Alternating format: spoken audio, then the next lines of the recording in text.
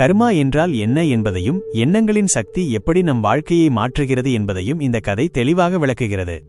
நமக்கு வாழ்க்கையில் எது நடந்தாலும் அது நல்லது என்றாலும் சரி கெட்டது என்றாலும் சரி நம்ம எல்லோர் வாயிலும் இயல்பாக வரக்கூடிய வார்த்தை நீ செஞ்ச கர்மா. நல்லது நடக்கவும் கெட்டது நடக்கவும் கர்மா மட்டும்தான் காரணம்னு நாம நம்புறோம். ஆனா உண்மையில இந்த கர்மான்னா என்னன்னு நாம யோசிச்சிருக்கோமா? இந்த கதை சொல்ற மாதிரி கர்மான்னா வேற எதுவும் இல்லைங்க.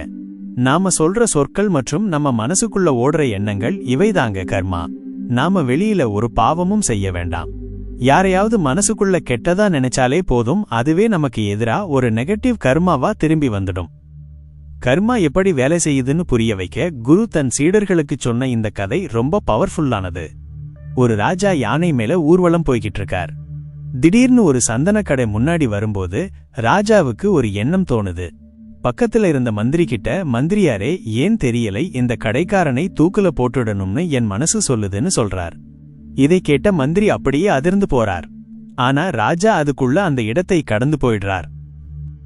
அடுத்த நாள் மந்திரி மட்டும் யாருக்கும் தெரியாம தனியா அந்த கடைக்கு போறார். சும்மா இயல்பாக பேசுற மாதிரி வியாபாரம் எப்படி போகுதுன்னு கேக்குறார். அந்த சந்தன வியாபாரி ரொம்ப வருத்தத்தோட சொல்றார், ஐயா யாரும் வாங்கறதுக்கு வரல. என் கடைக்கு நிறைய பேர் வர்றாங்க, சந்தனக்கட்டைய முகர்ந்து பார்த்துட்டு நல்ல வாசனையா இருக்குன்னு பாராட்டவும் செய்றாங்க. ஆனா யாரும் வாங்கறது தான் இல்லை. அப்புறம் அவன் சொன்னது கேட்டு மந்திரிக்கு அதிர்ச்சி ஆயிடுச்சு. வியாபாரி என்ன சொன்னான்னா, இந்த நாட்டோட அரசன் எப்போ சாவான்னு காத்துக்கிட்டு இருக்கேன்.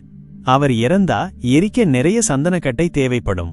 அப்போ எனக்கு நல்ல வியாபாரம் நடக்கும், என் கஷ்டமும் தீரும்னு தன் பேராசையை வெளிப்படுத்தினான். இது கேட்டதும் மந்திரிக்கு முதல் நாள் ராஜா சொன்னதற்கான காரணம் நல்லா புரிஞ்சது.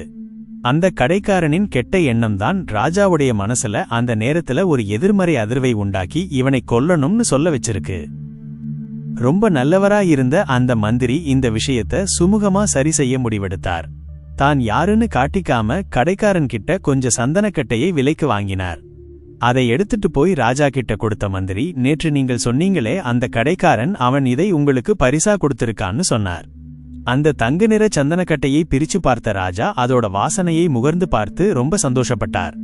அந்த நல்ல மனுஷனை கொல்லணும்னு எனக்கு ஏன் தோணுச்சுன்னு வெட்கப்பட்டார். உடனே அந்த கடைக்காரனுக்கு நிறைய பொற்காசுகளை பரிசா கொடுத்து அனுப்பினார். ராஜா கொடுத்த பொற்காசுகளை பார்த்த வியாபாரி அப்படியே திகைச்சு போனான். அந்த பணத்துல அவனோட வறுமை தீர்ந்தது.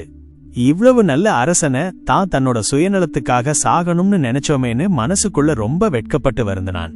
அப்புறம் அந்த வியாபாரி மனம் திருந்தி நல்லவனாகவும் மாறிப்போனான். கதையை சொல்லி முடிச்ச குரு சீடர்களை பார்த்து கேட்டார், இப்போ சொல்லுங்க கர்மான்னா என்ன? சீடர்கள் பலவிதமா கர்மான்னா நம்ம பேச்சு, நம்ம செயல், நம்ம உணர்வு, நம்ம கடமைன்னு பதில் சொன்னாங்க. ஆனா குரு தலைய பலமா உலுக்கிக்கிட்டே சொன்னார், இல்லவே இல்ல, கர்மா என்பது நம்ம எண்ணங்களே. நாம அடுத்தவங்க மேல நல்ல அன்பான எண்ணங்களை வச்சிருந்தா அந்த நேர்மறை எண்ணங்கள் நமக்கு வேற வழியில சாதகமா திரும்பி வரும். அதே மாதிரி அடுத்தவங்க மேல நாம கெட்ட எண்ணங்களை மனசுக்குள்ள விதைச்சா அதே கெட்ட எண்ணம் நமக்கு கெடுதல் வழியில திரும்பி வந்து சேரும். இதுதான் வாழ்க்கையோட உண்மை. நாம எதை தேடுறோமோ அதுவே கிடைக்கும். நாம எதை நினைக்கிறோமோ அதுவே நடக்கும். அதனால இனிமே நல்லதையே தேடுவோம், நல்லதையே சிந்திப்போம், எண்ணங்களை மாற்றுவோம். நம் கர்மாவே மாறும். நல்லதே நடக்கட்டும். இந்த கதை உங்களுக்கு எப்படி பிடிச்சிருந்தது? உங்க எண்ணங்கள் எப்போதாவது கர்மாவா மாறி உங்க வாழ்க்கையில நல்லது அல்லது கெட்டதை செஞ்சிருக்கா?